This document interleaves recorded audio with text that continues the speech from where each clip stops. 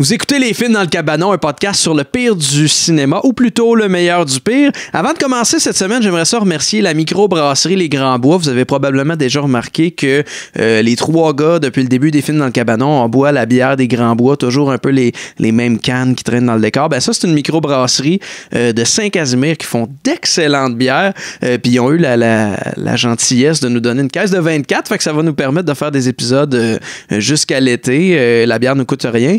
Je vous conseille fortement d'aller l'essayer, puis pas juste parce qu'ils nous en ont donné, mais parce que c'est une excellente bière. Fait que checkez ça, suivez-le sur Facebook, suivez-le sur leur site. Cette semaine, on parle d'un film dont j'ai souvent parlé dans le podcast. J'en ai souvent parlé comme étant un excellent So Bad It's Good, donc un genre de -8, -9, The Amazing Bulk.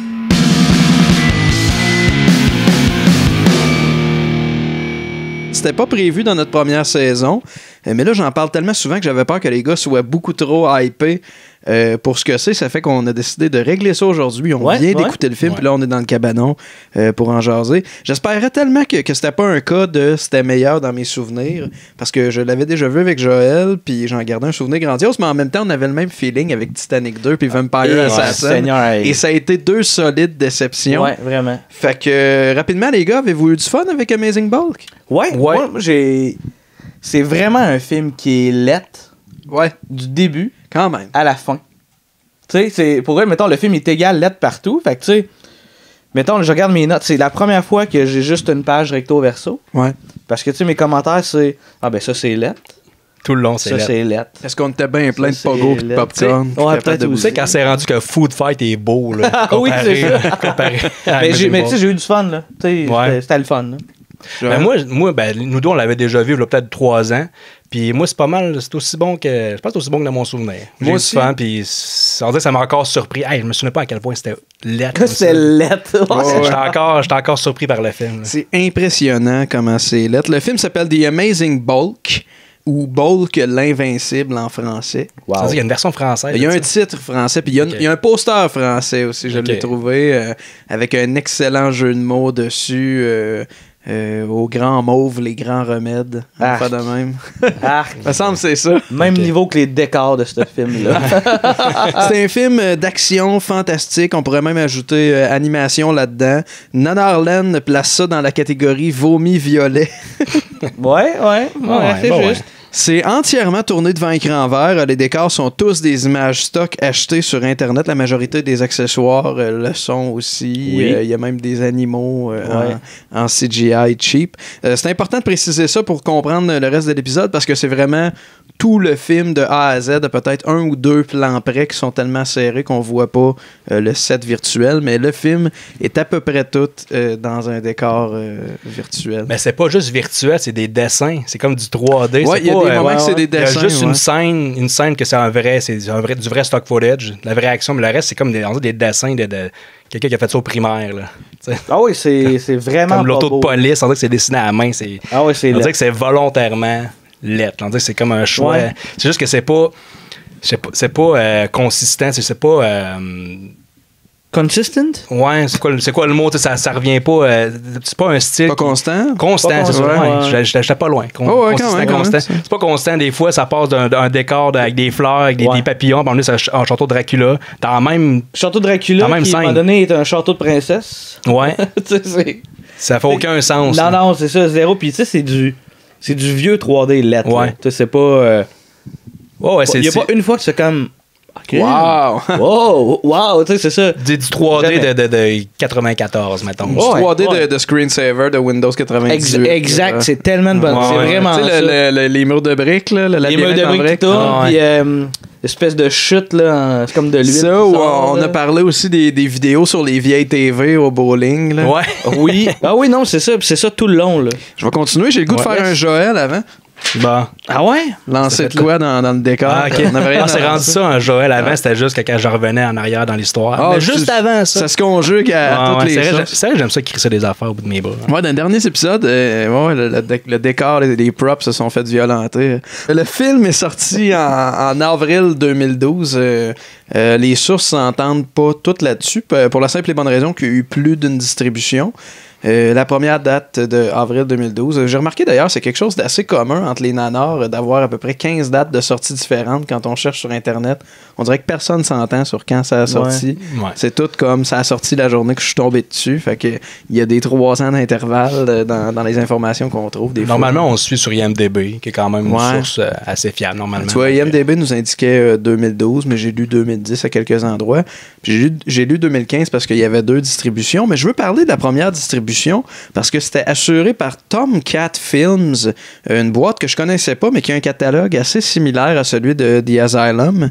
Puis on en a déjà parlé au podcast de The Asylum. C'est un distributeur de mockbusters. C'est à eux qu'on doit, entre autres, les Sharknado, puis des pâles copies de Pacific Rim comme Atlantic Rim, puis ils en ont fait pour les Jurassic World. Titanic 2. C'est un mockbuster. Début, je pense. Ouais, peut-être le rappeler, un mockbuster, c'est une copie cheap d'un film populaire. Ouais. Puis ils changent le nom juste parce qu'ils veulent pas se faire poursuivre. Ouais, puis le titre est quand même très proche. C'est une espèce de parodie, mais jouée sérieusement. T'sais. Ouais. Mais c'est pas Scary Movie. Là, non, c'est vraiment le monde c'est une copie cheap, en fait. C'est très cheap. Petit budget et effets spéciaux dégueulasses. Là. Exactement. Quelques exemples de films dans le catalogue de Tomcat Films. Last House, qui est un genre de Last House on the Left. OK. Puis ça met en vedette Jason Mewes, qui est le Jay de Jay and Silent Bob. Ah ouais? Stormageddon. Stormageddon, qui est le sous-titre sur l'affiche, c'est l'ultime combat entre le tremblement de terre et le tsunami. Un film parfait pour Jean-Gabriel. J'ai ça, les films c'est mélanger 2 scénarios de films catastrophes puis les confronter. Pourquoi t'as ça, les films de catastrophes? Je vois pas l'intérêt d'écouter. C'est toujours la même affaire. J'ai jamais un film catastrophe que j'ai comme fait. Ah, crème. Ils ont innové. Ben pourtant, t'écoutes des films, t'es quand même bon public pour des films d'action, des films de super-héros, des affaires clichés, puis t'aimes ça quand même. Mais c'est vrai. Un film de catastrophe, ça passe pas. Ah, je trouve ça. C'est ce que j'allais dire. C'est vrai que c'est tout le temps m'affaire, les films catastrophes, pas comme les films de super-héros. C'est clairement différent. Non, mais c'est parce qu'à la limite, les films de super-héros sont comme très divertissants, tu sais. Ouais. Tu vas retrouver plein d'affaires dans le film de super-héros. Tu vas trouver un peu d'humour, de l'action, même des fois, peut-être pas aller jusqu'au drame, mais tu sais, des émotions. Le film catastrophe, ils vont tous finir par se cacher dans une école. Puis c'est tellement une d'affaires. Bruce Willis, il se sacrifie dans Armageddon. T'as pas pleuré? Je regretterais de ne pas être là pour te conduire à l'hôtel. Ça me plaît pas. Pour en revenir au catalogue de Tomcat Films, je parlais de Stormageddon. Il y a aussi Independence Wars Insurgents, qui a une affiche copier-coller de Independence Day Resurgence, qui est le deuxième Independence Day. Ça va pas haut, ça. Jurassic Prey au lieu de Jurassic Park. Nazi Down, qui est un genre de Dead Snow, mais cheap. Les zombies nazis. Puis tu sais, Dead Snow, c'était déjà... Dead Snow, c'est excellent, par exemple. Ouais, mais c'était déjà cheap. C'est ribé. Gore, c'est ribé. C'est bon. Mais Nazi Down, c'est la version cheap d'un film un peu cheap.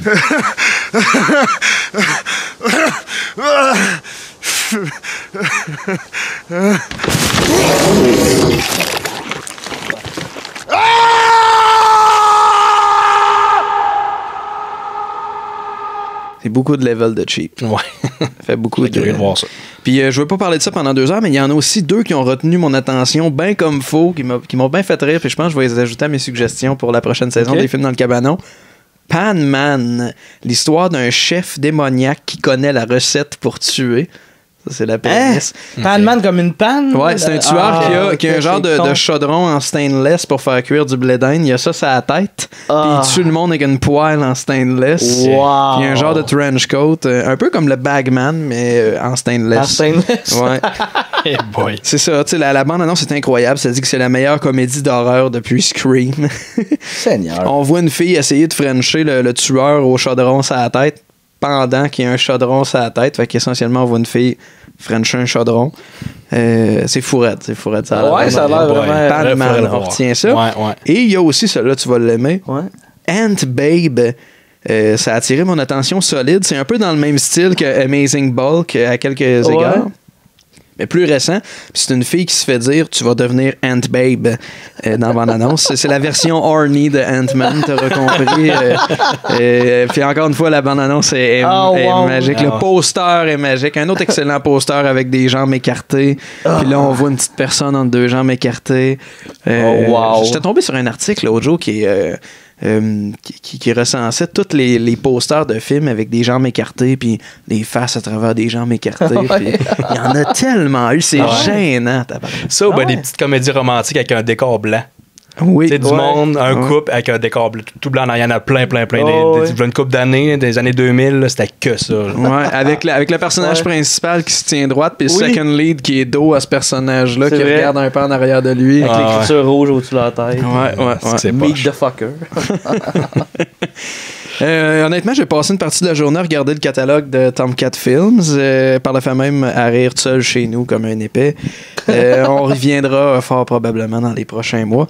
Je reviens à The Amazing Bulk. C'est un film qui a une durée de 1h16 qui passe, à mon avis, somme toute assez vite. Ça passe 1h16 qui sonne vite.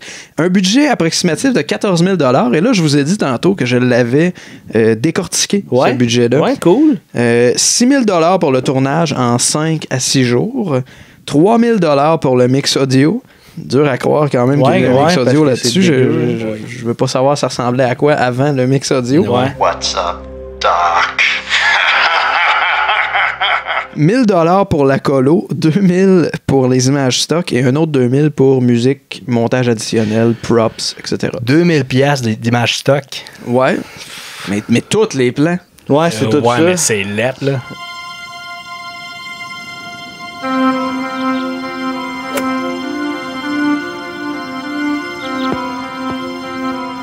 C'est réalisé, produit et monté en grande partie par Lewis Schobron. Je sais pas si je dis bien son nom. J'ai essayé de trouver une entrevue où quelqu'un disait son nom et il y en avait pas. Il y avait juste des entrevues par écrit. Il faut dire que c'est un gars qui a un CV particulièrement mince. C'est surtout un monteur, en fait, pour une 50aine de TV-movie, films indépendants de piètre qualité et de courts-métrages. Il a réalisé 5 longs-métrages, tous plus BS les uns que les autres. Le premier étant Dr. Chopper, le second étant Slaughterhouse P. Dead Sisters. Je sais pas si je l'ai bien dit. Ensuite, Queen Cobra, Aliens vs Avatar, qui a été renommé Alien vs Aliens pour éviter d'avoir des problèmes avec 20th Century Fox. Ouais. Ouais. Ça a l'air bon, là. Comme si 20th Century Fox en avait quelque chose à branler de ce film-là. On a fait Alien vs Ninja, on pourrait faire Alien vs Avatar. Je suis sûr qu'on pourrait faire une saison des films dans le cabanon au complet avec des films qui s'appellent Alien vs quelque chose. Moi, j'aimerais ça. Moi, j'aime ça, les films de science-fiction. J'ai pas de trouble avec ça. Et finalement, The Amazing Bulk, c'est son plus récent long-métrage. Lewis Schobron a 60 ans aujourd'hui. Tous les films que je viens de mentionner ont été réalisés entre 2005 et 2012. Comme quoi, même dans la cinquantaine, on n'est pas à l'abri de faire des gaffes. Maintenant, le gars enseigne le cinéma aux Philippines. On parle d'un Américain quand même. Pauvres autres. J'ai stalké un peu l'équipe qui a travaillé sur le film. C'est triste, honnêtement. Tout ce que j'ai retenu, c'est que le directeur photo a plusieurs projets à son actif, dont des Blu-ray 3D de femmes en bikini et des Blu-ray 3D de femmes en bikini qui jouent au paintball. Ben non! Oui, mon gars! Ah, c'est hot! J'en ai commandé un. Parle-nous de l'acteur qui a fait le motion capture, Dean Jones. Ouais, Dean, attends un petit peu, on va aller voir, c'est dans mes fun facts, pas long. C'est Dean Jones qui a travaillé sur 3 films de Star Trek quand même. Ah ouais? Il a travaillé sur la série aussi. Ça se peut, mais tu sais. 90. Ouais, ça, dans le fond, c'est un artiste maquilleur. Ouais. Puis il a fait des effets spéciaux, mais c'est juste lui qui a fait des effets spéciaux dans Amazing Bulk, il a fait le motion capture du Bulk. OK. C'est pas lui qui a fait les décors, parce que c'est des décors achetés. Non, lui, ce qu'il faisait, c'était vraiment le mocap du personnage. Mais c'est quand même surprenant. C'est un peu une drop. Tu travailles sur Star Trek, puis OK, c'est... Hey, puis tu dis Star Trek, puis X-Men First Class, mais il y avait Fast and Furious 4, il y avait Pirates des Caraïbes 3 et 4, il y avait... OK. Il y en avait comme une trollée, là. Non. Ah oui, Neon Demon, récemment. OK. Le dernier film du gars qui a réalisé Drive... Non, le gars, il a vraiment un beau CV, puis tu te demandes, mais qu'est-ce qui s'est passé? Ouais. Il avait faim. Ouais. Parce qu'il n'a pas dû être payé cher, on s'entend. Quel hasard du Christ, c'est ramassé. Ouais, c'est ça. C'est surprenant des fois, les films poches, il y a du monde talentueux là-dedans, puis on sait pas pourquoi ils sont ramassés là. Oui, on se rappelle que le directeur photo de The Granny était le directeur photo de Christopher Nolan. Eh oui. Oui. Quand même. Moi, ça m'a marqué. Ça, c'est dans les premiers fun facts qui m'a marqué dans Sauf que là, dans ce cas-là, Dean Jones, il a passé dans Star Trek à Amazing Ball, il a régressé. Tu sais, The Granny. Mais il fait de quoi après? Oui, après Star Trek. Il a fait Amazing Ball, mais après ça, il a fait un bon film. Ça n'a pas tué sa carrière, mais c'est juste bizarre. Je reviens, je vais passer rapidement ces acteurs parce que vous allez voir, c'est un peu sans intérêt, tout ce beau monde-là. Ça met en vedette, ou plutôt, ça met en illustre inconnu. Ça met en scène. La pognez-vous. Ouais, ça met en scène, voilà. Jordan Lawson dans le rôle de Henry Howard. Qui est le docteur qui va se transformer en... Le scientifique qui va se transformer en Bulk. Siobhan Castle dans le rôle de Anna Darwin. Randall Malone dans le rôle de Kent Love. Et Jed Rowan dans le rôle du détective. Tous des gens qui cumulent entre 25 et 100 crédits pour des rôles dans des films minables. Puis c'est triste d'une même, mais au moins eux autres, ils jouent, ils passent pas leur vendredi soir à mépriser le monde qui prennent des risques comme nous autres.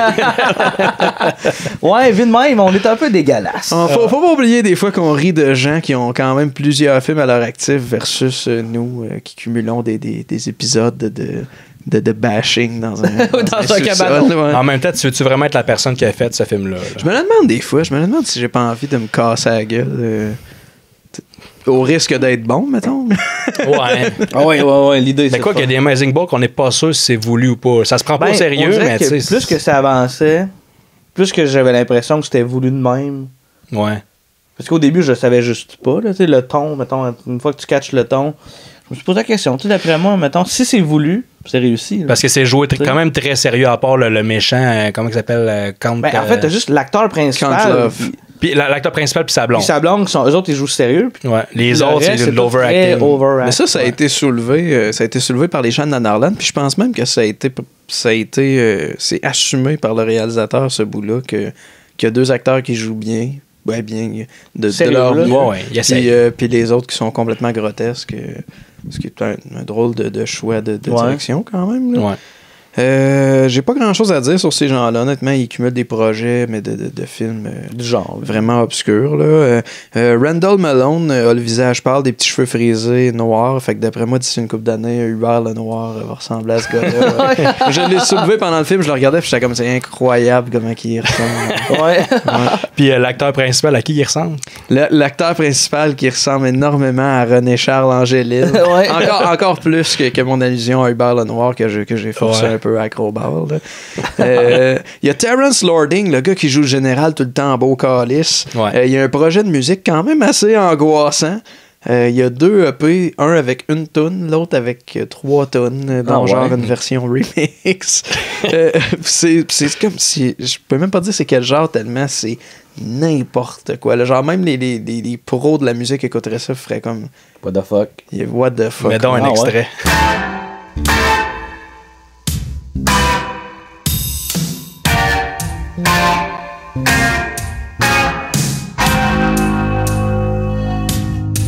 Wow! C'est bon! Et Jordan Lawson aussi, le personnage principal, il joue dans un band qui s'appelle Rocket. Puis j'ai essayé de trouver une vidéo, mais les dernières vidéos, il n'était pas encore dans le band, je pense. Puis aussi, faut dire que le mot Rocket est galvaudé là, pas mal. C'est pas les seuls à avoir utilisé Rocket dans leur projet. Fait que c'est très dur de trouver du matériel de ce band-là, mais j'ai quand même des belles photos de toute la belle petite clique. Là. C'est incroyable. Réception du film, 1.8 sur 10 sur IMDb, 46% par les internautes sur Rotten Tomatoes. Pas de score critique. Aucun score critique sur Rotten. Je peux comparer, ça va être drôle ça. 46% par les internautes pour Amazing Bulk versus 29% par les internautes pour le Hulk de 2003. Mais non!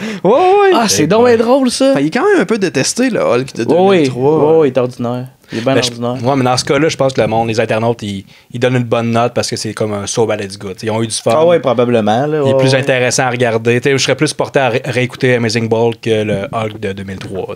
Ouais, pareillement. Celui avec Edward Norton, 70% par les internautes. D'ailleurs, ce film est réalisé par le français Louis Leterrier, réalisateur de Now You See Me. Ben non. Je voulais faire un lien. Pour vrai? On n'a pas encore parlé dans les films dans le cabanon. Si vous n'êtes pas au courant, Jean-Gabriel, il y a un side project solo qui tourne dans le cabanon, qui réaménage un peu pour l'occasion. Ça s'appelle Jean-Gab aime tout ou presque. C'est Jean-Gab et non Jean-Gabriel. Jean-Gab, ouais. J'ai toujours un doute. Ouais. C'est Jean-Gab et aime tout ou presque, puis il va parler pendant de 2 à 5, 6, 7 minutes. Ouais, mon max que je me suis donné psychologiquement, c'est qu'il faut jamais que ça dépasse 8. Puis c'est jamais passé proche. Toujours 7 en descendant. C'est des capsules montées plus serrées que notre podcast. C'est plus tight. C'est scripté aussi. C'est comme un type de vlog, en fait. Puis... Ouais, plus format... Je dis quand même que c'est un podcast juste parce qu'il est disponible sur les plateformes de podcast. Mais qu'on peut s'abonner puis que c'est disponible. Ouais, c'est ça, exact. Mais ça, c'est plus un vlog, effectivement, qui est sur le cinéma puis sur le fait que j'aime beaucoup de choses. Ben, en fait, c'est Anto qui me... En fait, j'aime pas tout. Je m'émerveille. Ouais, facilement. Tu sais, même un film qui est pas bon, on dirait que je vais trouver le bon côté de la patente. Là, fait que la première affaire que je vais dire, c'est ah ouais, ce film-là, je l'ai aimé. Puis après ça, je vais dire mais ça, c'était de la merde, mettons. Mais mon premier call que je vais faire. Versus nous autres qui allons faire je l'ai pas aimé, puis ça, c'était de la merde. Oui, exact. Puis tu tournes ça ici dans le cabanon. Je tourne ça, sur l'autre mur. Puis là, tu parlais de Now You See Me, parce que j'ai fait la plus récente capsule. La plus récente capsule, je parle de Now You See Me, qui est un film qui... Ouais, c'est ça, je suis de même, je fais des liens. T'es un tisseur, un tisserin. J'ai de la suite dans les idées. Le synopsis d'Allociné pour le film The Amazing Bulk, je l'ai pris parce que c'est un excellent synopsis, d'ailleurs, alors chapeau à la gang d'Allociné. The Amazing Bulk raconte l'histoire de Henry Howard, un scientifique chargé de mettre au point un sérum améliorant le corps humain. Malheureusement, l'expérience dérape et Henry se transforme en un hideux monstre violet qui court les fesses à l'air dans un décor issu d'une cinématique de jeux vidéo des années 90. C'est ça. Alors que le film date de 2012, entre parenthèses. Avant de parler du film plus en détail, on regarde la bande-annonce.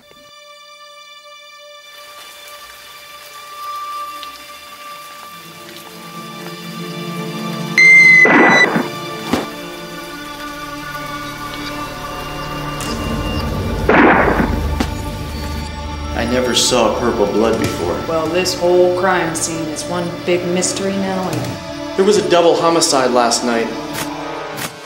Where'd you find it? A better question is, how'd you lose it? We were at the amusement park, out the subway, and a guy popped out of nowhere and robbed us at gunpoint. I think our Henry murdered the mugger. General Darwin has been more than gracious with our setbacks. I'm not sure he will be for very much longer. The government will stop funding this project unless you start showing some goddamn results! I know you're not gonna believe me, but your dad tried to kill me. Step aside! My father.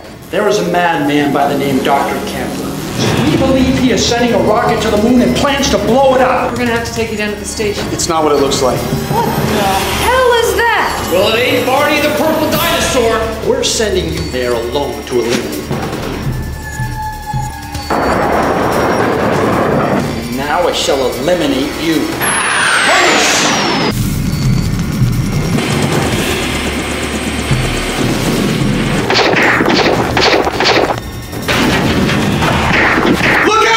An accident. An experiment gone crazy. An accident is wetting your bed.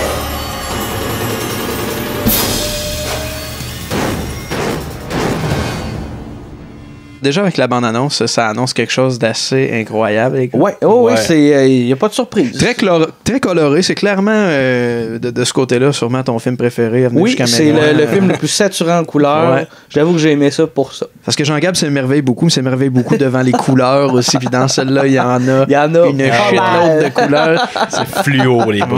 Ouais, il y a de quoi faire snapper un daltonien. C'est tout bleu puis gris. Il y a de quoi faire revenir un daltonien. Il va checker ça, puis les couleurs vont revenir. Je pense qu'il y a des couleurs là-dedans qui existent même pas. L'opening de pauvres qui ont fait des genres de rip-off des logos des openers de Universal, 20th Century Fox puis Paramount. Les trois, une après l'autre, ça part fort, ça donne le ton sur un giroir de temps. Il y en a un qui part, fait comme, voyons donc. ils ont pas fait ça, ça finit, il y en a un autre qui part. Voyons donc, un autre comme parodie. Puis c'est quoi le nom de la compagnie? C'est Presentation Futures. Ouais, c'est ça. Vraiment trop. Puis tu le vois, juste avec ça, tu vois, OK, là, ils se prennent pas au sérieux. T'sais, si tu fais 3, c'est comme parodie de logo de vraie compagnie. T'sais. Ouais. Mais tu sais, à quel moment dans tout le processus c'est devenu ridicule de même? Je sais pas à quel point au départ D'après moi, il y a eu des intentions. Il y a eu des intentions sérieuses au départ, puis ils se sont dit, on n'a pas d'argent avec tant qu'ailleurs, on va finir le film, on va faire ça en semi-joke. Mais c'est ça, j'ai lu l'article de Nana Harlan avant qu'on enregistre, puis il y avait cette hypothèse-là, eux, que ça se voulait sérieux, mais que vu la catastrophe, ils ont décidé d'en rire, ils ont décidé de l'assumer dès la sortie plutôt que d'attendre que ce soit leur public qui leur fasse remarquer que c'est pas bon.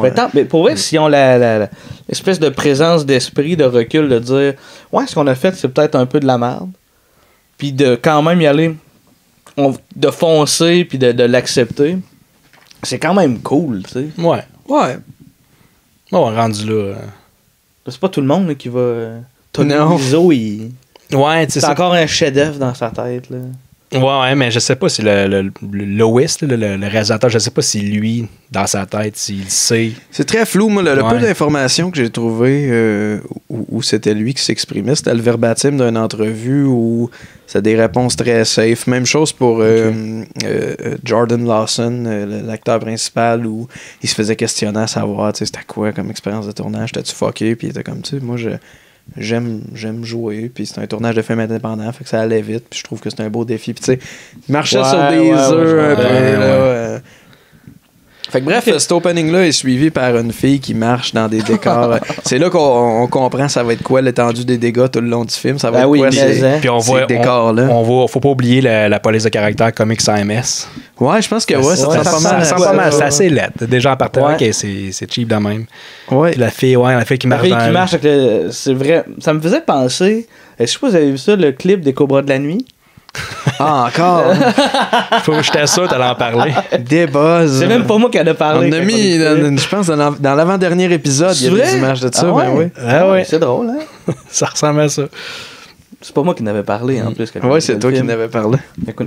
Exactement de la même façon que tu viens de faire, là, en coupant tout le monde. Ça me fait penser, là!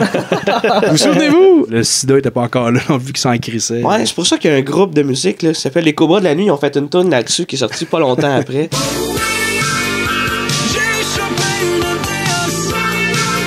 Ce que je disais là. Bon, les décors, la fille qui marche dans la rue avec les décors fake de jeux de PlayStation 1. On apprend plus tard que c'est une prostituée, puis il n'y a pas grand chose qui indique que c'en est une. Ouais, juste une fille qui marche dans la rue. Ah, c'est une prostituée. Là. C'est une fille qui marche seule la nuit dans une ville, c'est une prostituée. Ça sortait des cigarettes. C'est ça. Il y a du sound design de chat, on entend un chat faire super loud dans une ville inanimée. Oui, il n'y a pas un chat. Clairement, il n'y a rien pour stresser ce chat-là. Il n'y a pas un chat. En fait, il n'y a jamais de citoyen dans cette ville-là. La ville est vide tout le temps. Il y a juste des chars partout dans le milieu de la rue. Il y a un char qui bouge à un moment donné. Ouais. Le reste, tous des chars parqués. Comme s'il n'y avait pas personne qui bougeait. C'est vrai. C'est trop compliqué à acheter des décors avec du monde en 3D LED qui bougeait. C'était pas... C'était trop dur pour l'ordinateur qui a fait ces décors-là en 94. Fait que bref, il y a un malfrat qui arrive pour menacer la fille dans la ruelle d'une arme dans la bouche, quand même, ça commence raide. Ouais, puis il gonne dans la face, dans la bouche. Là. Gonne dans la bouche, puis Bulk, sorti de nulle part, débarque et s'en prend au malfrat. Oh oui. Mais là, faut pas oublier de mentionner le gars, le méchant qui a tué la prostituée. Oui. Il y a un gun, puis il y a un beau plan de lui qui tire dans la caméra, mais tu vois que son gun, il change. C'est rendu un revolver avec un barillet, puis la balle qui va dans la caméra, c'est vraiment dégueulasse. C'est horrible. Oui, c'est vrai, on voit le revolver.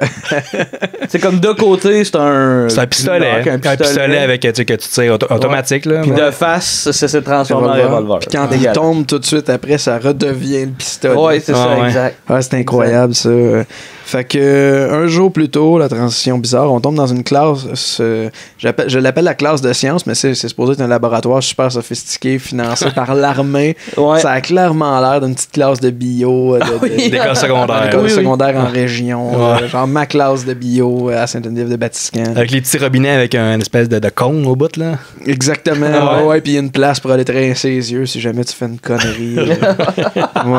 Ouais. Puis il y a un rat de laboratoire, littéralement un rat en CGI. En CGI. Je sais pas, prends un rat du Dollarama là, en caoutchouc à la place. Il fallait qu'ils prennent. Des fois, il y a des. Mettons une table avec des objets, des ciseaux.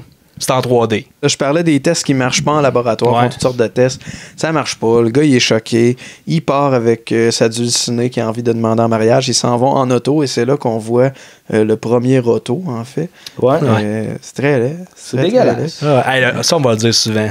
Pour vrai, dans le podcast. C'est laid. Ce mot-là, c'est laid. Oh, oui, c'est laid. On va le dire plus que dans Food Fight, je pense. Là. Parce que Food Fight, on disait ça. C'est laid, mais ça, c'est. Mais Food Fight avait l'avantage de ne pas avoir d'humain dedans. Ouais, exact. Dans cette convention-là, ça fonctionnait. Ouais. Là, c'est vraiment bizarre. Là. Hey, c'est vrai, ça me fait penser, vous allez capoter. Je vais mettre un extrait de ça dans l'épisode. Dans mon cours de cinéma au cégep, j'avais pris un texte de pièces de la France, de courtes pièces de théâtre de la France, que j'adaptais en québécois. Puis on a tourné un multicam, un two-shot, puis 2 close-up, Anthony Cossette puis moi, devant un écran vert. Puis ce qu'on a mis en arrière de l'écran vert, c'est un dessin d'un soleil couchant avec un quai. Puis c'est nous deux avec des cannes à pêche assis sur le quai. Puis moi qui joue un esti de fatigant, puis Anto un blasé qui va avoir la paix, tu sais. Puis, ça ressemble à Amazing Ball. Dégueulasse. Tu sais, les cannes à pêche, c'est tellement mince, puis mon écran vert tellement laid que les cannes disparaissent. C'est ça, t'en perds des bouts, là. Je pense que j'ai encore ça. Je pense que je vais mettre un extrait tant qu'à se ridiculiser dans ce podcast. Excellent. Faire ça, t'as peur. Écoutez, y en a-tu beaucoup de poissons? Bon, mais d'habitude, je mets une chaudière ici, hein. Les poissons, ils sautent tous dedans. Un après l'autre. C'est une joke, ça? Oui. Elle est bonne! C'est ça, on voit le futur couple, Anna et Henry, courir dans les prés avec des papillons. Il faut un petit jogging sur place. Ils courent sur place. Ils courent sur place. Il y a des papillons. Puis il y a un speech dans une espèce de... Comment on appelle ça? Une véranda? Genre, je sais pas, de gazebo. Un gazebo, un truc de même. Il y a un speech où il parle d'enfant, puis il est comme, t'es pas en train de me dire que t'es enceinte, là. Puis juste sur le ton que lui, il dit, elle comprend comme, ben non, je suis pas enceinte, mais je comprends que si c'était ça que j'avais à t'annoncer, ça aurait pas fait. Exact. Il est pas prêt parce qu'il veut comme compléter son Il veut compléter son test, exactement. Fait qu'il retourne au laboratoire, puis là, il dit « No more failures! » No more failures! Puis là, on est dans mes scènes préférées. Oui. Ils sont comme en train d'analyser, là, en background, t'as des trucs de science qui pop, des petits... des éprouvettes qui se shake. Puis, il manque juste des espèces de calculs dans les airs comme dans Beautiful Mind. Ben oui, c'est ça, les calculs qui se font. Là. Je disais que c'est mes shots préférés parce que ça me fait vraiment trop rire tellement c'était stéréotypé. Là. Ouais. Mais ça marche, là, c'est drôle, on comprend. Là. Puis ça revient, cette espèce de superposition-là revient une couple de fois. Ouais, 2-3 fois. Là, une espèce de mix pas fini. Là, c'est vraiment fucking laid. Une petite vidéo achetée, ça. Ta Vista vidéo, whatever. Ça existe encore, Alta Vista? Je pense que non. Je sais pas. Bing, ça existe encore? Bing, ouais. Microsoft s'acharne à garder Bing, je sais pas pourquoi. Là. Juste pour Google est là. Ses nerfs. Ouais, c'est ça. Le navigateur par défaut quand tu utilises Edge là, ou Internet Explorer. Tu sais, quand t'es un peu cap, tu utilises ça. Là. Est-ce que toi, tu utilises ça encore? Il me semble que je t'avais connu. C'est quoi Edge? C'est comme le nouveau Internet Explorer dans Windows 10. Puis, il me semble que toi, quand je t'ai connu au départ, tu utilisais Internet Explorer. Je me trompe-tu? Je t'avais jugé. C'est gênant. Ouais. C'est correct. On peut continuer. On parlera pas d'Internet Explorer pour en parler longtemps. Ça te ridiculise bien plus que 2 gars avec une canne à pêche sur un écran vert. Êtes-vous sûr? Attends pas, on va mettre un extrait de moi avec la canne à pêche. As-tu besoin de papier de toilette? Ah. Des feuilles, remarque bien, là. Parce que des feuilles, ça a mal, ça glisse, ça coupe, là. Surtout la fougère, ça coupe en sacrament, ça. Hein? Va mettre un pansement là-dessus en plus après. Là. Que compte pas sur moi pour aller en mettre un. Non, ça c'est pas pire ridicule aussi. Là. On me confirme que... Puis là, on est rendu dans la maison de la fille. Toi, calme-toi, Esti, moi te le dire où est-ce qu'on est rendu. On était à la fontaine d'huile. Avec la fontaine de Food Fight. Là. Ça me rappelait vraiment Food Fight, là, l'espèce d'animation. Des sphères qui revolent. Ouais. C'est comme l'eau. Là, ils n'ont pas été capables de trouver une animation d'eau qui a de l'allure. Non, c'est vraiment. C'est très précisément là qu'on est rendu. Ouais. Puis là, il y a son père. Je prends le lead un peu parce que je trouve que je parle pas beaucoup à la date. Non, vas-y. Il y a le père de la fille, le général, qui était comme habillé. Il est pas en service nécessairement. Il est juste habillé en civil, mais avec sa petite casquette. Il a tout le temps sa casquette sur la tête pour. Je suis un général, puis tout le temps. Puis là, il dit I hate dust. I hate dust. Ça a créé un meme, ça a l'air, en 2016. C'est drôle. Il y a plein de vidéos, des remixes sur YouTube de I hate dust. I hate dust. I don't want it building up in my home. Hi, Daddy. You let dust build up, and before you know it, you've got an army of dust bunnies plotting to take over. Beautiful flowers. Where did you get those from? Our garden? I hate dust. Okay. I hate dust. Ok, continue, je te redonne le lead. Yep. Fait que c'est ça, Henry. Je cherchais le nom René Charles.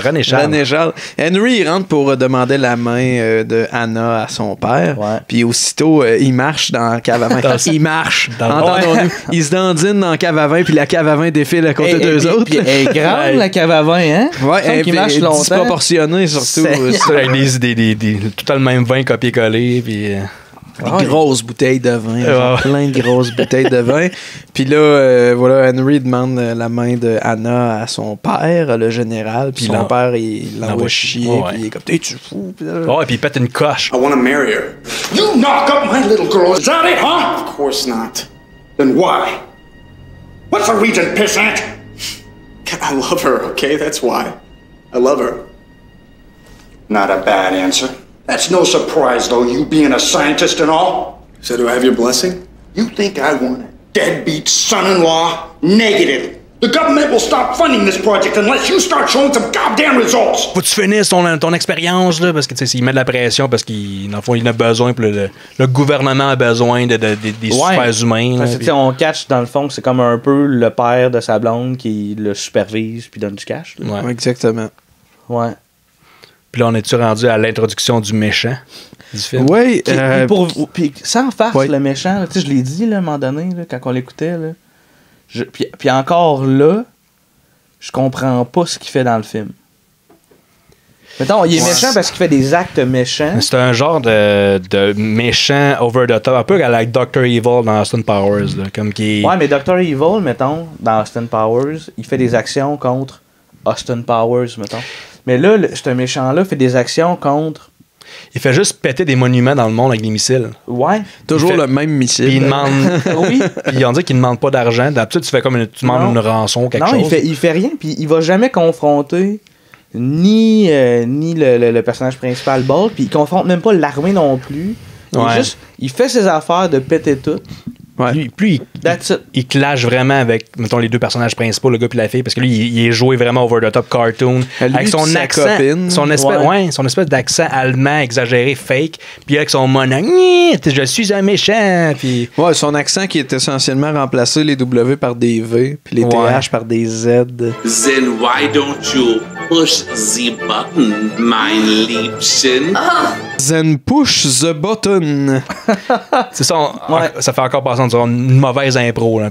Un gars qui essaie en impro puis qui essaie de faire un accent allemand, mais qui ne sait pas trop comment. Puis il l'a pas tout le temps, son accent aussi.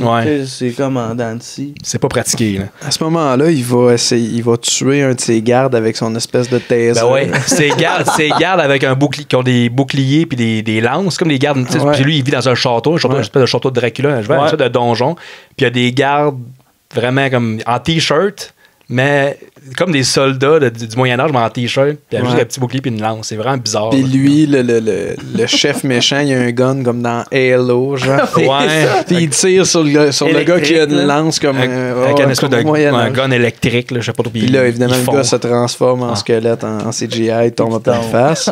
Après ça, Can't Love, le méchant, puis sa chick, que j'ai jamais su c'était quoi son nom. Ben moi, je l'ai appelé la blonde connasse. Parce que... C'est une blonde stéréotypée conne. Ouais, c'est ça. Nunuche, là, avec un pog en 3D. Il y a un chien qui est là. Ouais, un chien en 3D.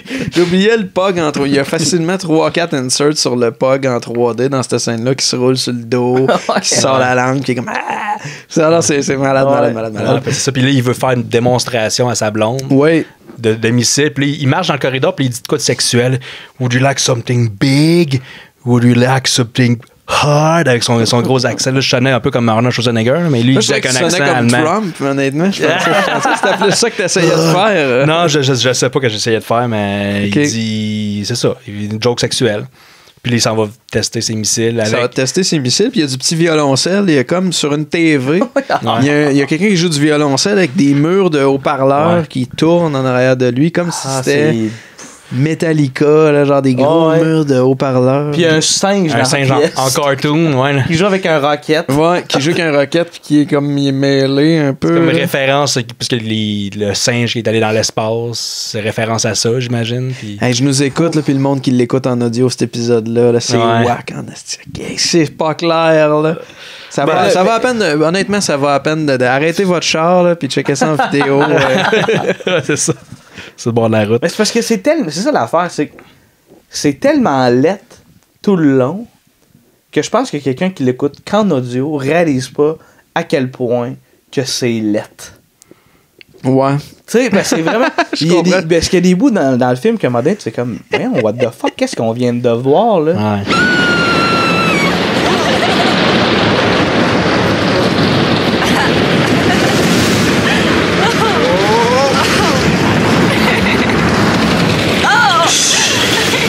On switch au feu d'artifice parce que c'est la fête foraine. Et là tout d'un coup, c'est plus des virtual sets en 3D, c'est du stock footage qui est en arrière. Fait qu'il y a un bateau de pirates qui swing en arrière d'eux autres. Puis je dis eux autres, c'est pas clair mon affaire, mais en arrière de Henry et Anna. Là, ils s'en vont faire un petit tour de montagne russe qui est dégueulasse. Roller Coaster Tycoon, c'était plus beau que ça, là. Le vieux jeu vidéo, mais ça n'a pas duré longtemps. C'est du vrai stock footage, puis tout de suite, on est rendu dans une espèce de montagne russe dégueulasse, là, puis c'est ça. Il y avait ça dans ses... Il a acheté du footage de montagne russe, il fallait que ça prenait une scène. Parce que c'est ça, tu disais que il a comme écrit son film en fonction de qu'est-ce qu'il y avait comme décor. Ouais, dans les fun facts que j'ai trouvé à plusieurs endroits, ça disait que le scénario était écrit en approximativement... j'ai lu entre un mois puis 4 mois, là, ça diffère d'une place à l'autre. Ça a été écrit sur une courte période de temps. Puis ça a été écrit selon le stock footage qu'il y avait. Fait que, mettons, s'il trouvait justement le château, ben c'était comme, OK, fine, le méchant va avoir un château. Il a dû acheter une batch de scènes, de faux décors, puis montagne russe. Bon, je peux faire une scène dans une montagne russe. Il a peut-être juste acheté ce qu'il trouvait aussi. C'est pas nécessairement facile, j'imagine, de trouver tout ça. Fait que là, il demande Anna en mariage. Où est-ce qu'il fait ça? Donc, il me semble que c'est vraiment... dans le métro? Ouais. Oui. Un faux métro. C'est dans le métro, puis en fait, il arrive pour la demander en mariage. Ouais. Puis là, il y a le bandit. Exactement. Qui arrive comme par en arrière, qui menace, puis il vole la bague. Ah, c'est ça que... Ben oui. Le bandit qui... Je disais qu'il ressemble à Steven Saint-Croix. Je sais pas s'il y a du monde qui nous écoute qui savent c'est qui Steven Saint-Croix. C'est un acteur porno qui jouait dans... Je l'ai dit tantôt, Pirate. Dans Pirate! Ah ouais! Ça, c'est bon. Ça, Pirate. C'est vrai, queue crochet. Il y a un pénis à 90 degrés. Hein. Ouais, c'est vrai. Tu mettras une photo. C'est ça, je suis en train de dire. Comment qu'on pourrait bien mettre un insert de ça, puis on s'en... Non, mais dans Pirate, il y a plein d'inserts qui n'ont pas de cul, puis c'est juste drôle. Fait que... Ouais, absolument. Ouais, mais on voit pas sa queue crochet. Ah, ben, gars, tu mettras une banane. Ça va être pareil. Ça vraiment ah oui. Ou un croissant. Et puis, en tout cas, bref, ce bandit-là, il est comme très... Il est vraiment agressif, hein, dans ses affaires. Il est tout le temps comme en train de pointer des gars. Le bandit bandé. Le bandit bandé. Je sais pas si c'était bandé, mais... Non, parce qu'on parlait de queue crochet, en tout cas. Ouais, puis, ouais. Qu'est-ce que il est comme... il est agressif, il va tout le temps coller le monde, on dirait. Ouais. Tu sais, au début, quand il va pogner la prostituée, là, il se colle dessus, puis tu sais, genre, il va comme y rentrer le fusil dans la bouche, puis là, il arrive, il colle le gars, il s'accote la tête sur son épaule pour lui dire qu'il l'a menacé, puis le frapper, puis voler la bague. Il veut frotter sa queue crochet. C'est peut-être ça l'affaire. C'est peut-être ça. Hey, ce gars-là, c'est le plus vieux des trois. Hein? Le moins mature. Fait que petite balade en Lamborghini après le métro. Ouais. Tout le monde qui se promène en Lamborghini fait toujours un tour de métro avant de prendre sa Lambo. Oui. Ouais. C'est vrai, ça n'a même pas rapport. J'avais pas catché que c'est l'enchaînement. L'enchaînement de scène fait aucun sens. Puis c'est là, ouais, c'est vrai, ça fait aucun sens. Puis c'est là qu'ils vont crissement vite dans la ville. En Lamborghini, ils vont vraiment ben oui, vite. c'est la seule fois qu'elle sort la Lamborghini. C'est la seule fois qu'elle sort. Après ça, il va déposer Anna chez son père. Et puis il fait, ben c'est ça. T'sais, après l'avoir demandé en mariage, ben c'est ça, moi je vais retourner au labo. Puis elle est comme, ben non. T'sais. Pourquoi? Puis c'est la nuit, puis il fait, non, faut que ça marche, sinon ton père va me couper vivre. Fait qu'il s'en va au labo. Et c'est là qu'il va se transformer. Il va réussir sa séquence. Et se l'injecter. En fait, il prend un risque de la marmotte. Il a réussi. Puis parce qu'il l'a mis dans une plante, puis la plante, elle s'est régénérée. Là. C'est ça. Fait que là, il dit, j'ai pas le temps de faire d'autres tests. Fait que vite. Mais comme c'est souvent ça dans les films. Les scientifiques, ça tourne mal, que ça injecte ça. Puis comme il y a plein de films de super-héros que c'est ça. Puis c'est bizarre parce que, tu sais, mettons, dans ce que tu as lu comme synopsis, c'est comment il est arrivé un accident, il s'est transformé en Bulk. C'est pas un accident. Non. C'est ça que j'ai dit? Ben, ça ressemblait à ça un peu. Je l'ai pas comme que c'est comme si c'était merde, il s'est transformé. Ben, c'est en quelque sorte un accident dans le sens que c'était pas ça son idée de départ. Non, c'est sûr, mais c'est un peu de sa faute. Là. Il est pas tombé sur une aiguille. T'es comme il se pique puis il se transforme. Ouais. Je comprends ce que tu veux dire. Puis en fait, il se transforme en tornade avant de se transformer en Bulk. Ouais, c'est la transition, c'est ça. Ouais, à partir du moment où. Ah oui, puis là, il devient Bulk dans une tornade, puis il y a une table que ça a l'air d'être juste comme une image. Un PNG. Sans profondeur, c'est dégueulasse. En 2D. Et là, on revient à la scène du début. Ouais, exact. Ça, c'était le un jour avant, qui était quand même une journée assez loadée. Quand même pas plus journée. On revient à la scène du début où Bulk, il se tient à côté du crime, mais il est comme pas assez wise pour l'arrêter, fait qu'il attend que la fille se fasse gonner dans la tête avant d'intervenir. Tu sais. Puis c'est là qu'il intervient, puis le malfrat, il fait juste une espèce de... Puis encore, parce que c'est vraiment une fierté dans ce film-là, il montre encore le gun qui tire dans la caméra. On le revoit une deuxième fois parce que c'est tellement beau, il faut le revoir une deuxième fois. Là. Suivi de Bulk qui se sauve de la ruelle en se dandinant les fesses. Comme il a une petite envie de chier, puis il court. Bulk a toujours une petite envie de chier, effectivement. C'est bien spécial. C'est vraiment dégueulasse. Dans toutes les shots. C'est peut-être le gars qui faisait, c'est peut-être Dean Jones, le gars qui faisait le motion capture, qui avait envie de chier. Le tournage s'est fait vite. C'est le jour, le tournage. T'sais. Il y avait des sensors sur les fesses, puis le gars, il se tient tout le temps de même. Le réalisateur avait beau lui dire, tu peux-tu comme courir comme du monde? C'est ça que je fais. Parce que c'est juste un petit jogging, tu sais, tranquille. On s'entend qu'un gros monstre demain, c'est un peu sauvage, ça court en débile. C'est un petit jogging sexy. Là. Fait que Bulk se sauve, on retombe sur Kent Love qui menace encore ses esclaves. Puis c'est un peu sans intérêt cette scène-là. Ouais, c'est comme ces deux acolytes, là, c'est pas clair. On les revoit pas. On les revoit pas, ouais. Non, on les revoit pas. C'est pour se rappeler qu'il est dans le film, là, c'est juste ça. Là. On s'en fout. Ouais. On tombe sur les enquêteurs qui débarquent chez Henry parce qu'ils le soupçonnent parce qu'ils ont retrouvé son portefeuille. Ouais, exact. Étant donné que le malfrat qu'il a tué, c'est celui qui l'avait agressé dans le métro, puis là, le portefeuille était sur le lieu du crime, puis tout ça, tout est dans tout, tu sais. Tu sais, le scénario très bien écrit, là. Les enquêteurs le soupçonnent. Quand il dit bye aux enquêteurs, il y a un arrêt sur image avant d'avoir un fondu enchaîné vers la scène d'après. Ouais.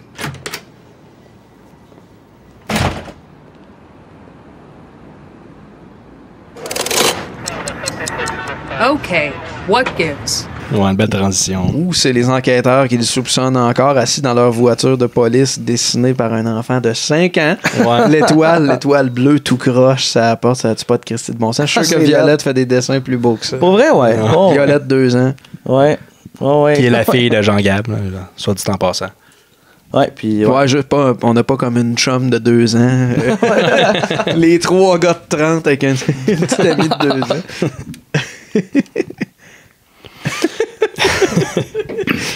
Puis là, la merde est pognée. Là. Tu es rendu là, la scène, ben une des bonnes scènes. Ah oui, en fait, quand les enquêteurs sont en voiture, l'enquêteur il avait pris de quoi chez Henry, puis il se rend compte qu'il a la main mauve. Ouais. C'est là qu'il comprend qu'OK, Henry, c'est notre homme. C'est drôle quand même, venant d'un enquêteur, que il est comme, ben oui, c'est lui. Le gars qu'on a vu tout croche avec son petit tatou tribal le matin, c'est lui. Gros homme mauve de 10 pieds. Ouais. Voyons donc. C'est écrit, c'est logique, là. C'était écrit dans sa Il s'est transformé, voyons, ça arrive, ça. Et là, il y a une poursuite policière endiablée entre Henry qui a décidé de revenir sur les lieux du crime pour comprendre ce qui se passe et le policier et son acolyte femme.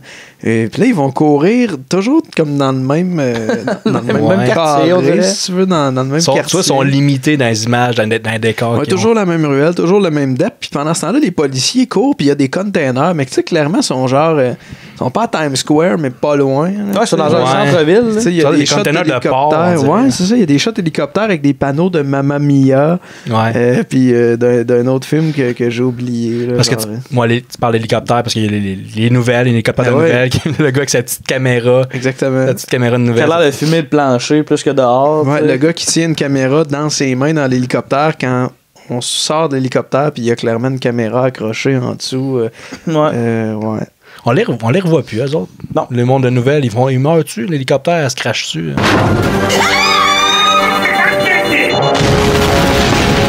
Peut-être dans le Director's Cut. Ouais, pas dans la version longue. Pas dans la version d'1h16, là. Non. Puis là, les policiers, ils tirent sur le bulk, puis ils ont des balles à l'infini. Je pense qu'ils tirent comme 300 balles. Ah, ça arrête pas. Puis tu sais, on parlait des containers, ben ils passent de gauche à droite. Après ça, de droite à gauche. Ouais. Puis Bulk kick des voitures qui sont stationnées partout dans les rues. Parce qu'il n'y a personne dans la ville. Il y a juste des chars qui traînent un peu partout. On dit que c'est l'apocalypse. Puis c'est des chars lettres en 3D, évidemment. Oui. Pas des vrais chars. Jusqu'à temps qu'il kick une voiture qui tombe sur la policière. La policière qui va tomber sur le dos avant de recevoir une voiture dans la face. Puis qui est mal scalée. La voiture est à peine plus grosse qu'elle. Là, mais tout est un peu mal scalé. Honnêtement. Les décors aussi sont weird. Fait que belle scène d'action, suite à quoi Bulk se ramasse en prison. Puis là, il va dire à l'enquêteur qui a les culottes de cire pathétique, on se souvient. On pensait là tous ces morceaux, faut juste s'asseoir pour le faire.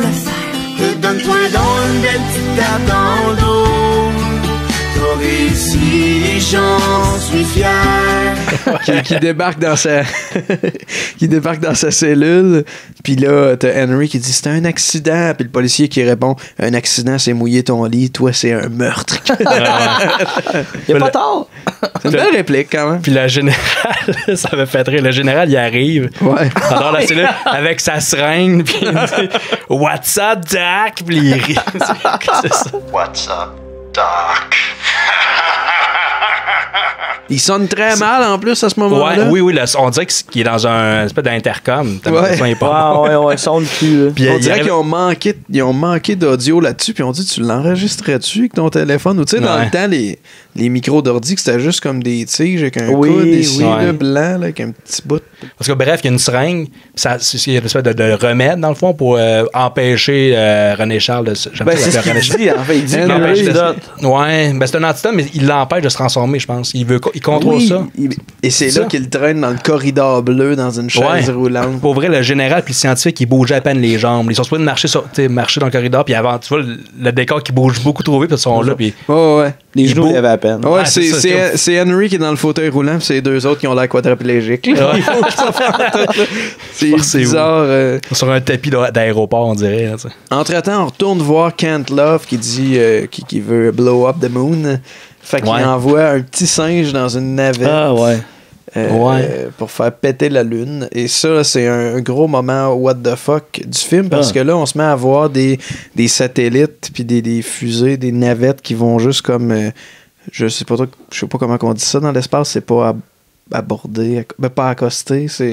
genre accoster. Accoster, c'est pas mauvais, qui vont essayer d'aller s'attacher avec d'autres modules dans l'espace, puis Je sais pas pourquoi, mais ils font du back and forth là-dessus. Genre, le module avance, recule, mais on voit la Terre en rotation, puis la Terre change de bord quand il recule, puis c'est clairement juste du avance-recul du clip qu'il a choisi pendant facilement 2 minutes. 2 minutes. C'est vraiment un gros what the fuck. C'est supposé être drôle. Tu vois, encore, c'est un hommage à Kubrick avec la musique. 2001, le titre de l'espace, c'est encore la même musique que dans. Mais moi j'ai pas vu 2001. Dans 2001, il n'y a pas cette séquence-là où il y a des navettes qui avancent, reculent. Non.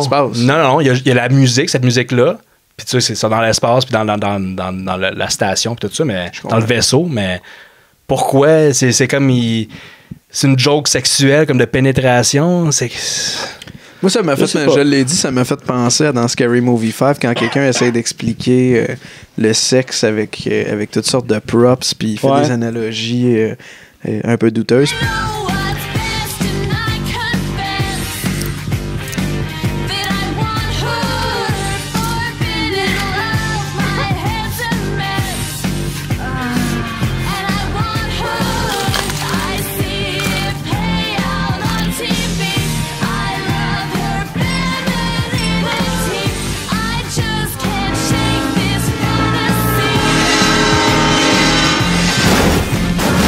C'est à ça que ça me faisait penser, cette scène-là. Puis c'est peut-être moi qui ai l'esprit tordu. Ça, je peux, mais pour vrai, c'était tellement. Ce qu'on a regardé, c'était tordu, ce bout-là. On comprenait pas. Ouais. Fait que là, on essayait de trouver des pas drôle. Pourquoi, là, tu sais. Non, c'était le bout le moins clair de tout ça. C'est chiant. Non, le bout le moins clair, c'est la fin. Ah oui, Là, ça dégénère. Le film commençait à ça commence à être bizarre. On revient à base d'armée. Juste avant que ça dégénère, il y a Henry qui dit je suis un monstre, tu sais, il est trop tard pour me marier. Parce que là, tout d'un coup, le père donne la permission. Là. Quand Henry, il parle au père via une TV parce qu'il est dans une espèce de prison, congélateur, je sais pas. Des chocs électriques en arrière. Ouais. Fait que là, le père explique qu'on va t'envoyer tuer Kent Love. On a besoin de tes pouvoirs de bulk. Fait qu'il est comme... OK. Puis ils le mettent d'un hélicoptère, puis ils le dompent. Il saute d'un hélicoptère, puis il atterrit à terre. Pouf! Pour vrai, j'étais comme, pourquoi? C'est bizarre, là.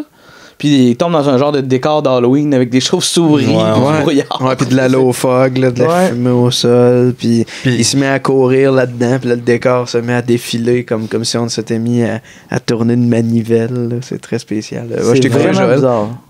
Non, mais j'allais dire qu'il utilise la tune Ride of the Valkyries qui est dans Apocalypse Nord, la fameuse scène du napalm. C'est encore là, un hommage. Ah, j'aime ce thème-là, je vais mettre ça.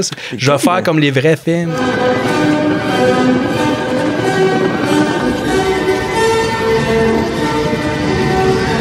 Il part de son espèce de décor d'Halloween pour arriver pas loin du château où là, soudainement, tout est vert, tout est beau, tout est cute. Et là, il essaie de se choquer pour aller tuer Kent Love, puis il arrive pas à se choquer. Fait qu'il sort une photo de son beau-père, puis là, il est comme...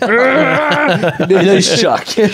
Une joke de beau-père. Puis avant d'aller au château du méchant, il voit comme... Il passe sur un terrain de golf. Une personne en 3D en arrière. L'espèce de lutin de Lucky Charms qui est là aussi. Un leprechaun. Un leprechaun aussi avec un arc-en-ciel. Un site d'éolienne. C'est ça. Pourquoi? C'est juste... Il y a un gobelin. Fait que voilà, il s'approche du château, tue un garde. Ouais. Je sais pas si... il tue un garde, il y en a un autre qui se courir après. Puis à un moment, il arrive au bout d'un mur, puis le garde, il se revient, puis il crie vraiment longtemps. C'est ça. Il finit par se faire tuer. C'est comme... Il se fait dessus. Ouais, c'est ça. Ensuite, on voit la blonde dans le château qui court sur un tapis rouge. Ouais, avec les yeux bandés. Ouais, qu'est-ce qu'elle fait? Puis elle tombe face à Bulk, puis elle commence à y taponner le paquet en pensant que c'est Kent Love, son homme. Ouais. Puis elle est comme, tu sais, t'as grossi, t'as grandi depuis la dernière fois. Puis là, elle est un peu horny, puis elle enlève son masque, elle se lève les yeux, puis là, on voit le gros Bulk avec son air d'innocent. Je pense que c'est un des moments où j'ai fait comme... C'est drôle parce que Bulk a la face de Jean-Marc Parent dans son numéro de l'handicapé. Il a la face pas tout à fait en contrôle, là, qui est comme... tout le temps en mouvement. C'est vraiment bizarre. Ouais, puis elle dit qu'il était cute. Elle a comme pas de réaction. Puis il donne un coup de poing. Il la sent avec un coup de poing. Ouais. Fini avec sa grosse main. Puis on la revoit plus. On la revoit plus. Non, ça finit elle servait à rien, en fait, non. ce personnage. Non, ça fait vraiment rien. Elle créait de l'interaction avec le méchant. Puis, et finalement, il va tomber face à Kent Love dans un entrepôt. Un entrepôt avec des caisses de bois qui est pas sans rappeler Indiana Jones.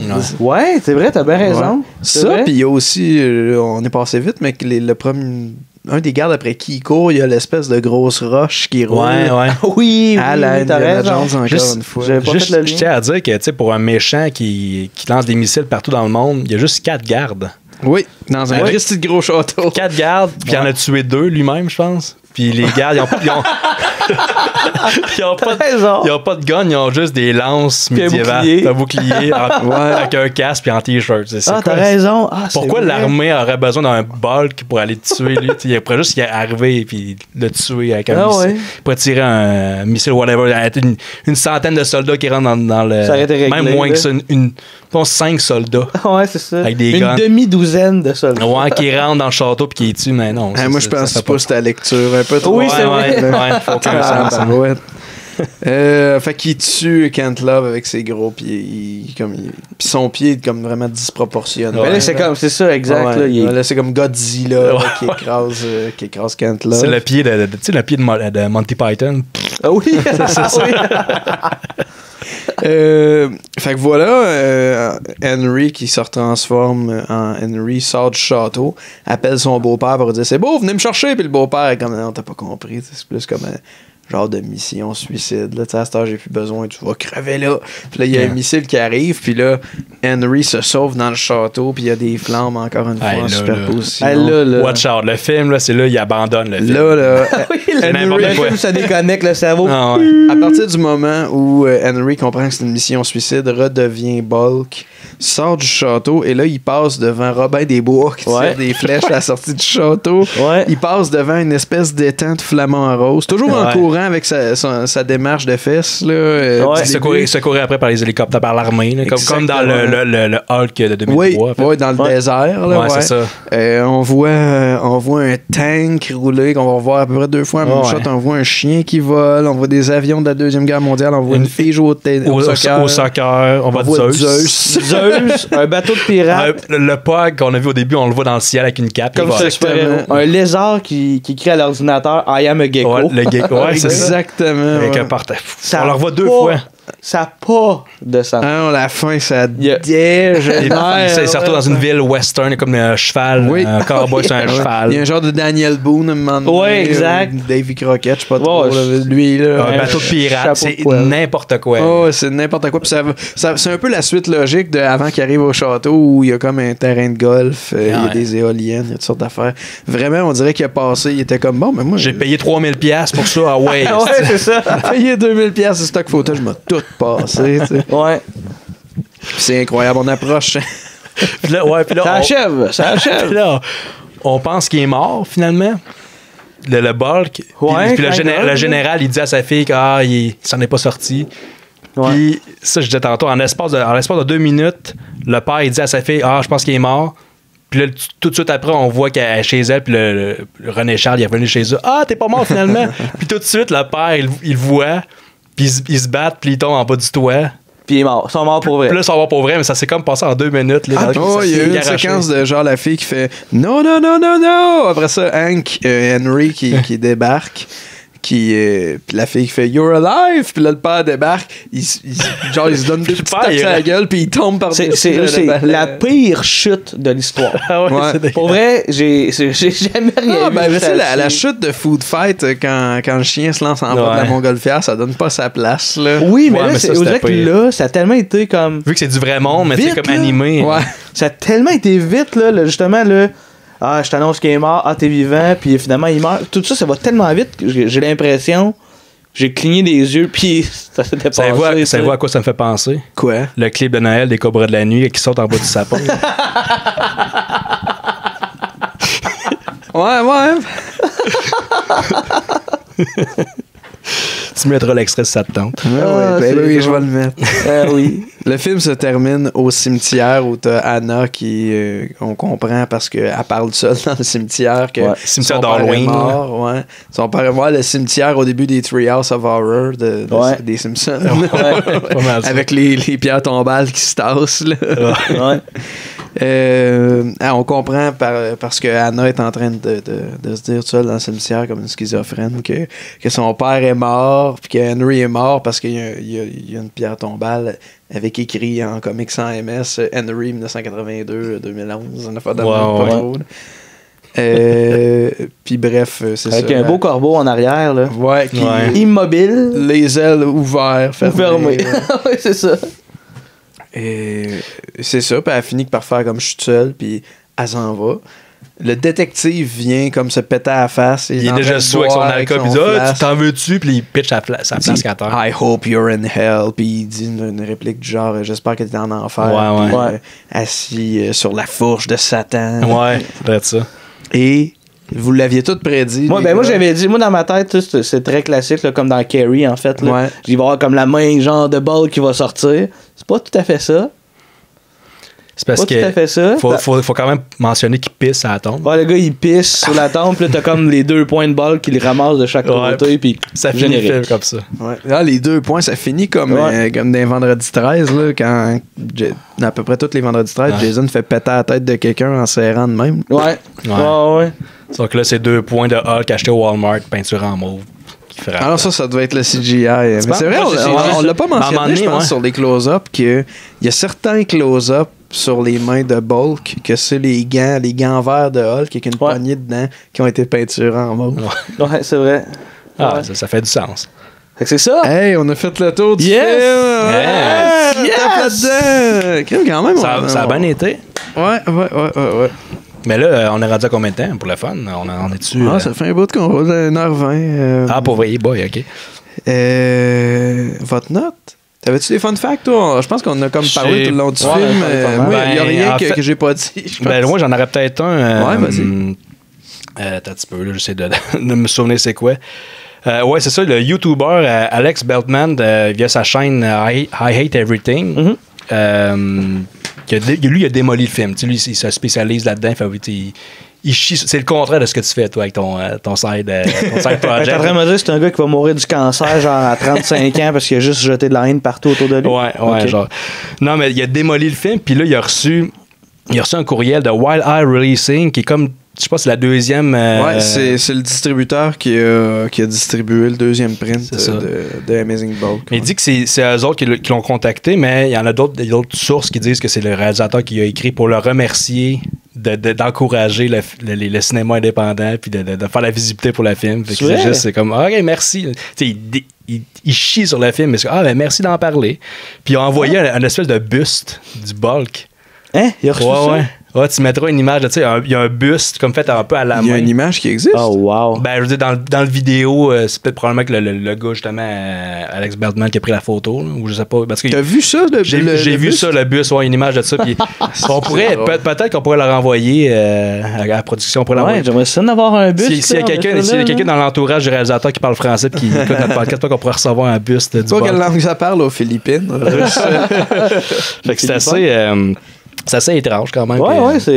Comme réaction. Puis tu sais, ça a l'air qu'il était très reconnaissant là, pour tous les commentaires positifs ou négatifs. Il disait merci, même si le monde il chiait sur le film. Merci. Non, mais c'est intéressant. Non, mais si l'objectif c'était un peu de faire un film de même, que tu te fasses talk-shiter sur ton film, que ce soit positif ou négatif, c'est cool, tu sais, tu veux juste qu'en parle. Le ton était tellement clair, je trouve ça difficile, moi, de chier sur ce film-là, tant que ça. Un peu. Dans le sens que c'est quand même très constant. Tu sais, la fin, c'est comme un trip d'acide un peu. Ah oui, vraiment. Mais je sais pas. Évidemment, le jeu des acteurs est grotesque. Le green screen pas réussi. Les sets en 3D sont lettres. Mais ils sont comme lettres égales tout le temps. Tant qu'à parler de ça, dis donc ta note. Je pense que t'es en train d'excuser un peu le film. Fait que, moi, ma note pour ça serait un moins... c'est embêtant. Le savez-vous, vous autres? Ben ouais, mais moi, je vais y aller avec un... Pour moi, c'est un moins 6.5. Parce que c'est un bon So Bad It's Good. Ouais. Mais tu ris 1 ou 2 fois parce que les décors sont lettres. Tu ris pas pendant 1h15. Des décors lettres, mettons. Bon point.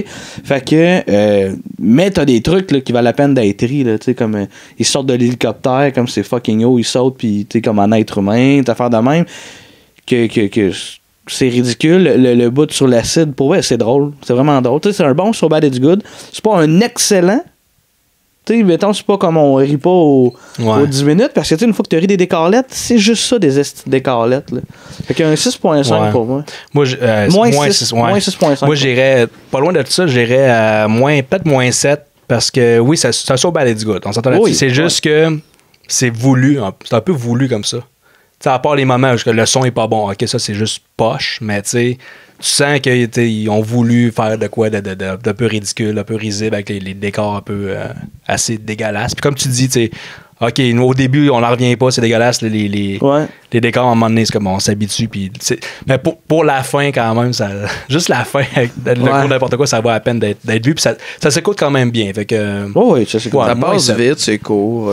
Mais c'est pas un vrai de vrai. Tu sais, un vrai de vrai So Bad It's Good, c'est l'équipe derrière ça. Le réalisateur, il voulait faire un chef-d'œuvre. Il voulait comme. Puis ils se sont plantés, C'est juste. Il voulait que ce soit bon. Il voulait. À la fin, tu devrais donner une note. Tu t'as donné moins 7. Fait que tu devrais plus donner un moins 6. Si c'est pas un vrai. Un vrai de vrai, moi, c'est plus dans le moins 8, moins 9. Là. Moins 7. Moins 7 parce que, tu sais, je le recommanderais. Je fais écouter à du monde parce que ça s'écoute bien puis c'est drôle. Le film, il est drôle pareil. C'est juste que il aurait pu avoir une meilleure note que ça si ça avait été comme juste voulu bon. Pas, en tout cas. C'est dur à expliquer un peu, mais.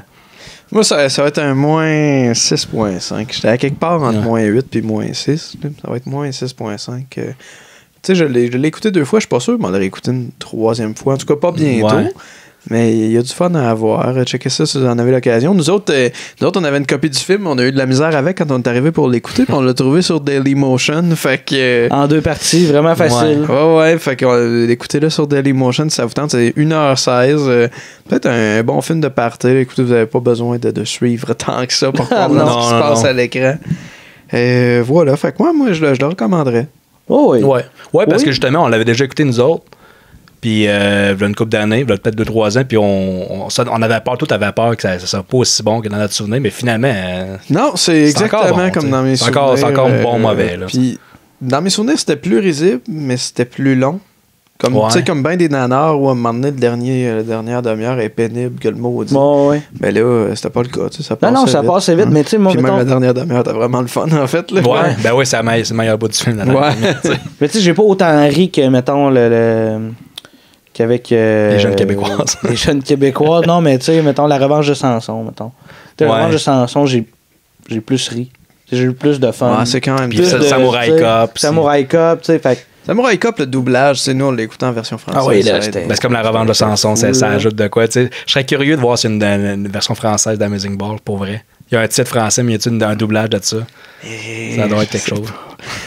J'aimerais ça, avant de finir, qu'on remercie la microbrasserie des Grands Bois. Oh oui! Parce que nous, depuis le début du podcast, on boit la bière des Grands Bois, mais à partir de cet épisode-là, et pour quelques épisodes, la bière est une gracieuseté de la microbrasserie des Grands Bois. Je vais répéter encore une fois, microbrasserie des Grands Bois. C'est une microbrasserie qui est à Saint-Casimir, pas très loin de mon village natal, Saint-Anne-de-la-Pérade. C'est juste pour dire que c'est pas dans le même secteur, là, c'est très proche. Puis ils nous ont offert une caisse de 24, fait que nous, ça nous permet de faire des épisodes jusqu'à l'été avec les bières qu'on prend d'habitude. Aujourd'hui, les 3, on buvait la Dr Mobilo Aquafest, qui est une édition limitée. Je pense qu'il y en a déjà plus, en fait, dans les points de vente. Puis je veux pas m'avancer, mais je sais pas s'ils vont rebrasser la même ou une autre pour la nouvelle édition du Dr Mobilo Aquafest qui va avoir lieu dans quelques semaines à Montréal, sur quelques jours. Un super festival. Je veux pas m'avancer sur les dates parce que je les connais pas, mais allez checker ça, c'est vraiment cool. Ouais. Même chose pour la microbrasserie des Grands Bois. Sur leur site internet, ils ont à peu près 90 points de vente. Là. Il y en a vraiment une tralée. Fait que c'est facile d'en trouver un peu partout en province. Puis ils font de la bonne bière pour vrai. On les bloque parce qu'ils nous encouragent, mais on en buvait avant. On a un mur, le monde ne le voit pas, là, mais dans le cabanon, il y a un mur de bière, puis c'est tout des Grands Bois. Non, c'est vraiment une bière qu'on apprécie beaucoup, puis évidemment qu'on prenait avant le podcast. Voilà. Merci d'avoir été là encore une fois. Suivez-nous sur Facebook, YouTube, sur filmdanslecabanon.com. Tout est là. Le podcast est aussi disponible en audio sur iTunes. Fait que l'application Balado qui est là par défaut sur votre téléphone. Stitcher, Google Play, Balado Québec. On est maintenant aussi sur Spotify. Ouais. Écoutez, on est quand même facile à trouver. Là, je veux dire, Google. Puis en même temps, je veux dire, si vous avez écouté la fin de notre épisode, il y a des maudites bonnes chances que vous savez où l'écouter. Ouais, c'est ça. Bon point. Puis likez, c'est important aussi. Ouais, likez, donnez 5 étoiles, donnez des commentaires. On est bien content de vous lire, bien content de lire vos commentaires, d'avoir vos suggestions aussi. Et voilà, on se revoit dans 2 semaines avec un autre savoureux épisode des Films dans le Cabanon. Et d'ici là, portez-vous bien. Merci beaucoup. Hey, merci. Salut. Salut.